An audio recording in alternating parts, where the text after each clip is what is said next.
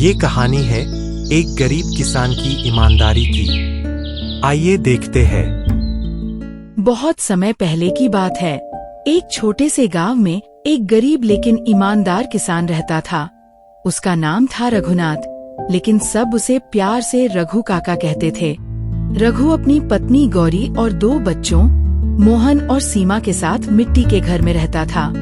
हर साल बरसात के बाद वो अपने खेत में धान, गेहूं या बाजरा उगाता था, लेकिन इस साल सब कुछ बदल गया था। इस बार बादल तो आए, लेकिन बरसे नहीं।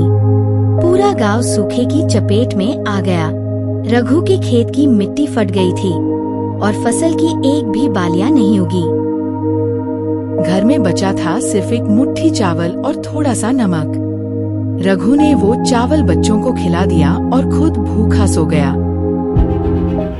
अगली सुबह रघु अपने पुराने बैल को लेकर जंगल की तरफ निकल पड़ा। उसने सोचा लकड़ियां काट लाऊं तो शायद अनाज मिल जाए। जंगल में उसे एक सूखा पेड़ दिखा।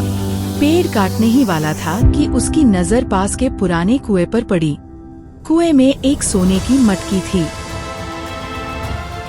रघु सोच में पड़ गया, क्या ये भगवान का तोहफा है? फिर उसने खुद से कहा, जो मेरा नहीं है वो मुझे नहीं लेना चाहिए। रघु आगे चलता रहा, लेकिन कहीं से ये बात राजा को पता चल गई। राजा ने रघु को राज दरबार में बुलाया। राजा ने पूछा, तूने इतनी गरीबी में भी सोने की मटकी नहीं ली? रघु बोला, महाराज, मेरी माँ ने सिखाया है कि ईमानदारी सबसे बड़ी पूंजी होती है। राजा बहुत खुश हुआ। उसने रघु को 5 बोरी अनाज, नए कपड़े और एक गाय दी। साथ ही खेती के लिए मदद देने का वादा भी किया। रघु जब घर लौटा तो गौरी की आंखें भर आई। मोहन और सीमा खुशी से झूम उठे। अब घर में खाना भी था, कपड़े भी और खेत के लिए उम्मीद भी।